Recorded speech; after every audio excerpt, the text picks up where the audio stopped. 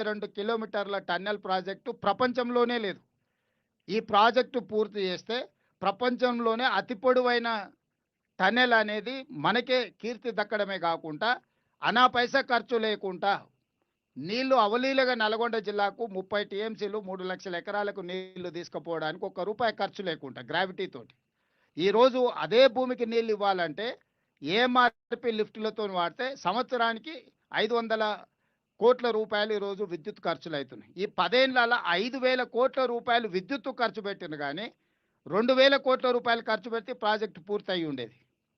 ఈరోజు కూడా పెరిగిన అంచనాలు 20 ఏండ్ల తర్వాత లెక్కేస్తే కూడా 4,600 కోట్ల రూపాయలతోని ప్రాజెక్టు పూర్తవుతుంది. అంటే 20 ఏళ్లలో ఈ ప్రాజెక్టు యొక్క అంచనాలు పెరిగింది 2,600 కోట్ల రూపాయలు మాత్రమే. ఆనాడు 2,000 కోట్లతో టెండర్ పిలిస్తే ఈనాడు ఈ రోజున్న అంచనాల ప్రకారం 4,600 కోట్ల రూపాయలు, అంటే కేవలం 2,600 కోట్ల రూపాయల అంచనాలు పెరిగితే 30 టీఎంసీలు 3,00,000 ఎకరాలకు మనము గ్రావిటీ ద్వారా నీళ్ళు ఇచ్చుకున్న ప్రాజెక్టును దుర్మార్గమైన ఆలోచనతోని రాజకీయపరమైన ద్వేషంతో నల్గొండ జిల్లాకు మహబూబ్ నగర్ జిల్లాకు చంద్రశేఖరరావు గారు తీరని అన్యాయం చేసిండు.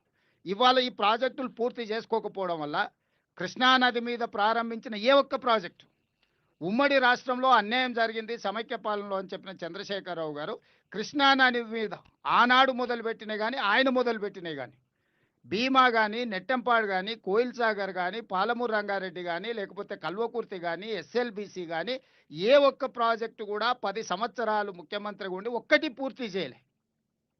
ఇక తెలంగాణ కోసం కొట్లాడి తెలంగాణను సాధించుకున్న ఉద్దేశాన్ని కూడా దెబ్బతీసిండు చంద్రశేఖరరావు గారు.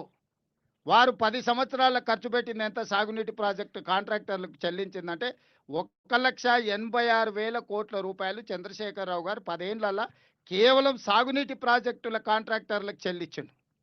ఆ 1,86,000 కోట్ల రూపాయలలో 1,03,000 కోట్లు కాళేశ్వరం కాంట్రాక్టర్లకే చెల్లించిండు.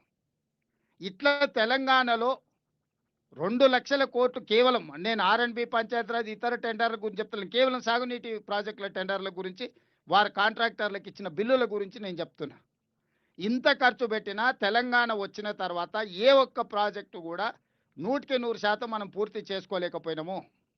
ఆ పక్కల వెలుగోడు ప్రాజెక్టు కానీ ఇతర ప్రాజెక్టులు కానీ అవతల వాళ్ళు వేగంగా కంప్లీట్ చేసుకోవడం, ముచ్చుమారి కానీ ఇట్లా ప్రతి ప్రాజెక్టు చివరికి రాయలసీమ లిఫ్ట్ పేరు మీద మరొక దాదాపుగా రోజుకు 10 టీఎంసీల నీళ్లు తరలించడానికి అవతల ప్రణాళికలు వేసుకొని నీళ్లు తరలించకపోతున్నారు. దీనికి ప్రధానమైన కారణం ఏంది? కృష్ణానదిలో మన వాటా మనం వాడుకోకపోవడం వల్ల 811 టీఎంసీలు నికర జలాలలో చంద్రశేఖరరావు గారు స్వయంగా హరీష్ రావు గారు పోయి 512 టీఎంసీలు ఆంధ్రప్రదేశ్ తీసుకెళ్ళండి, కేవలం 299 టీఎంసీలు మాకు చాలని సంతకాలు పెట్టి వచ్చారు 10 సంవత్సరాలు. ఇలా ఉత్తమ్ కుమార్ రెడ్డి గారు మంత్రి అయినాక, నేను ముఖ్యమంత్రి అయినాక అన్ని దగ్గరలో మా అభ్యంతరాలు పెడితే వాళ్ళకు సుప్రీంకోర్టులో కూడా ఇదే వేసింది. ఆల్రెడీ తెలంగాణ ప్రభుత్వం 299 టీఎంసీలకు ఒప్పుకున్నది కాబట్టి కొత్త ట్రిబ్యునల్లో మీరు అదనంగా అడగడానికి మీకు అవకాశం లేదు, మీరు ఎట్లా అడుగుతారని ఈరోజు ఆంధ్రప్రదేశ్ వాదన తీసుకొచ్చింది.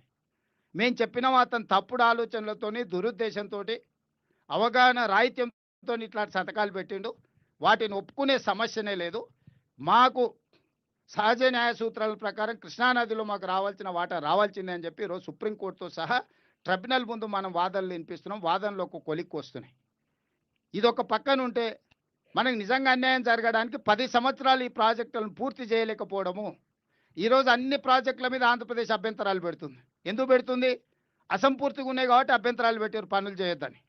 10 సంవత్సరాలు అగ్రెసివ్గా డే నైట్ మనం కంప్లీట్ చేసుకుంటే కృష్ణానది మీద నుంచి మనం దాదాపుగా 500 టీఎంసీలు వాడుకోవడానికి అన్ని ప్రాజెక్టులు పూర్తి అయి ఉండేటివి. ఇవాళ చంద్రశేఖరరావు ఈ ప్రాజెక్టులను పూర్తి చేయకపోవడం వల్ల, నిర్లక్ష్యం వహించడం వల్లనే ఈరోజు ఆంధ్రప్రదేశ్కి అలసైపోయింది. ఆంధ్రప్రదేశ్కి అవకాశం వచ్చింది మన మీద కంప్లైంట్లు పెట్టి మన ప్రాజెక్టులు ఆపడానికి. నిన్నగాక మొన్న మొదలు పెట్టుకున్న నారాయణపేట కొడంగల్ లిఫ్ట్ ఇరిగేషన్ కూడా ఆ రోజు నేను తెచ్చుకున్నది 2014లో. దాన్ని కూడా 69 జీవో ఇక్కడున్న మిత్రులందరికీ తెలుసు. ఎన్ని ఉద్యమాలు చేసినాం. నికర జలాలతోని తెచ్చుకున్న ప్రాజెక్టును కూడా కనీసం దాన్ని ప్రారంభించాలన్న సోయి కూడా ఆనాటి ప్రభుత్వానికి లేకపోయింది.